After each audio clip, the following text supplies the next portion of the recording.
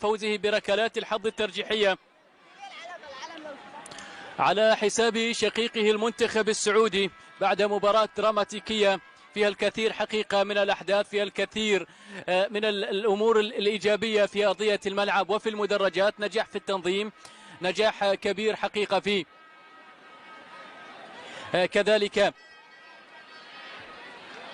ظهور المباراة النهائية بشكل لائق، تكريم لحكام هذه المباراة بقيادة الحكم الدولي البحريني حسين الشويخ، والذي ساعد سيد جلال محمد كمساعد أول، وعبد الله يعقوب الحكم المساعد الثاني، بينما حكمنا الدولي يحيى البلوشي كان حكما رابعا.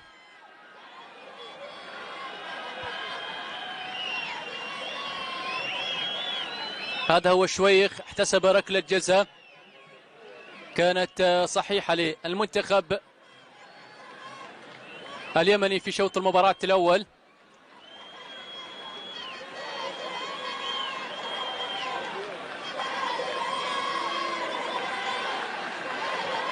ستبقى ذكريات عالقة بلا أدنى شك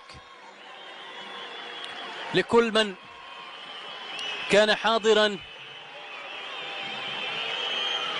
في ملعب مجمع السعادة في صلالة، لأن الأجواء كانت خيالية تحكي عن ذكريات وعن صورة جميلة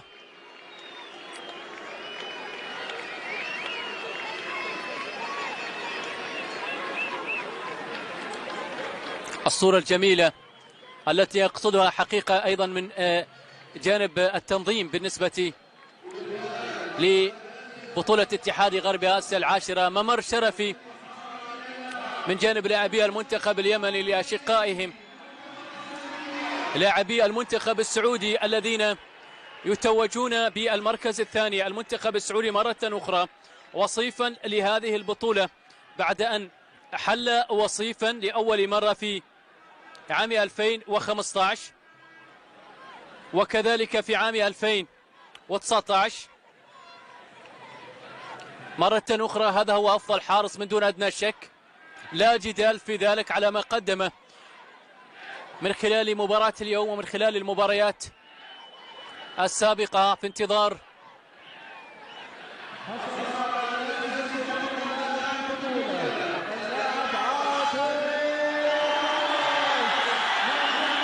عادل عباس أفضل لاعب في هذه البطولة، لاعب المنتخب اليمني.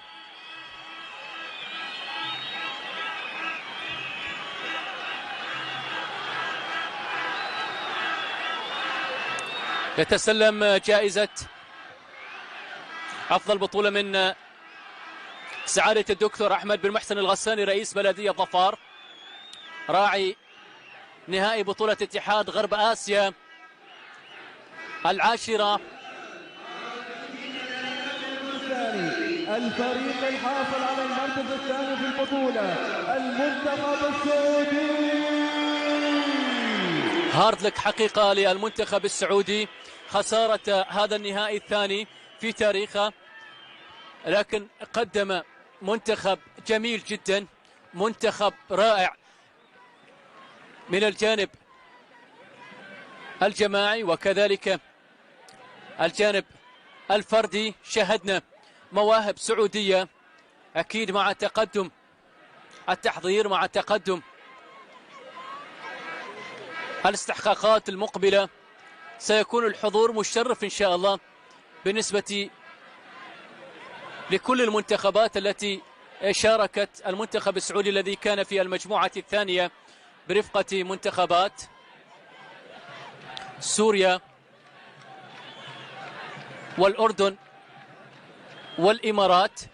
المجموعة الأولى كان فيها اليمن والعراق ومنتخبنا الوطني ولبنان. لا يجب أن يحزن أي لاعب ناشئ عندما يخسر مباراة نهائية، خاصة بالسيناريو الذي ذهبت إليه وآلت إليه المباراة، ركلات الترجيح، لأن اللاعب الناشئ المطلوب منه ما هو قادم أكثر مما مضى، ما هو قادم أكثر وأفضل مما انتهى.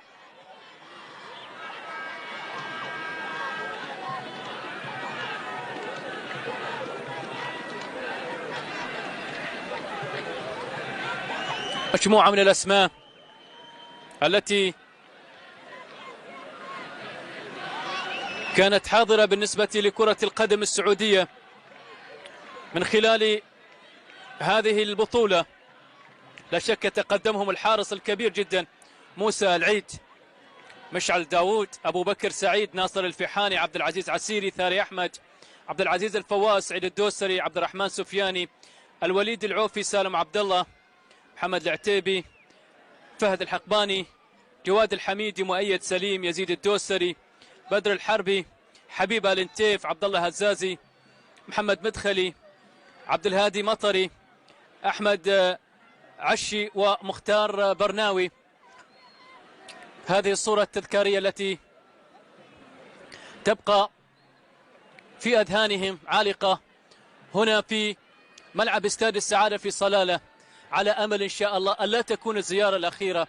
نأمل إن شاء الله لمنتخباتنا العربية والمنتخبات الآسيوية، وهذا النجاح بالنسبة لاستضافة هذه البطولة دليل إن شاء الله على نجاحات أخرى قادمة بالنسبة للرياضة العمانية التي بإذن الله تعالى ستكون لها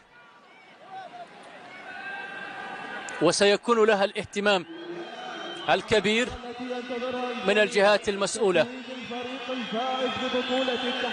حان وقت التتويج بالنسبة للبطل المنتخب اليمني، بطل بطولة اتحاد غرب آسيا العاشرة للناشئين هو المنتخب اليمني، هنا في صلالة، هنا في أرض الأصالة، هنا في أرض الفن والجمال والكرم.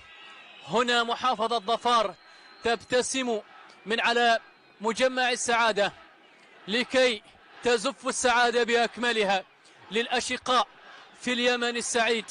من هنا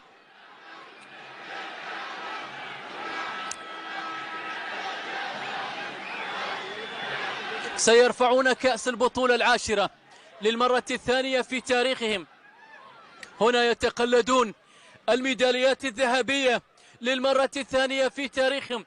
المنتخب اليمني اللي وصل إلى نهايات كأس العالم، المنتخب اليمني الذي وصل إلى نهائي بطولة كأس آسيا 2002، المنتخب اليمني الذي كان قريب من التتويج بلقب بطولة آسيا.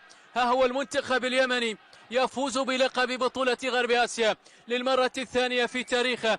اليمن التي خسرت نهائي 2002 على مستوى بطولة القارة بركلات الترجيح من أمام كوريا الجنوبية بعد سنوات طويلة، وبعد انتظار عصيب تعود الابتسامة مرة أخرى لكرة القدم اليمنية من بوابة غرب القارة، هنا في جنوب شرقها، هنا في محافظة ظفار، هنا في صلالة العمانية، حيث الكرم، حيث الضيافة، حيث الاستقبال الكبير لكل المنتخبات العربية التي شاركت في هذه البطولة. ألف مبروك للمنتخب اليمني تتويج بهذا اللقب المستحق بعد لحظات قليلة من الآن. سعادة الدكتور أحمد بن محسن الغساني رئيس بلدية ظفار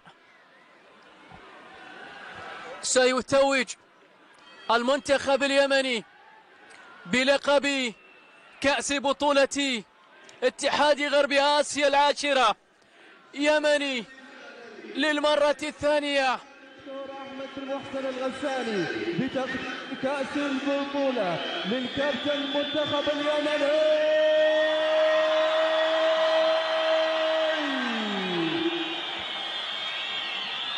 الآن وفي هذه الأثناء يرفع كأس البطولة. وضاح أنور كابتن منتخب اليمن الذي تألق في ركلات الترجيح وفي البطولة. ألف ألف ألف مبروك للأشقاء في اليمن في كل المحافظات اليمنية، تتويجهم بلقب بطولة غرب آسيا 10 للناشئين، لقب مستحق. المنتخب اليمني يحتفل هنا، يرفع الكاس ويرفع العلم، زئير لأسود اليمن.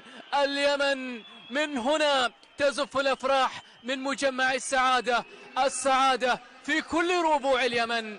ألف مبروك للأشقاء، على أمل إن شاء الله أن تستمر الأفراح.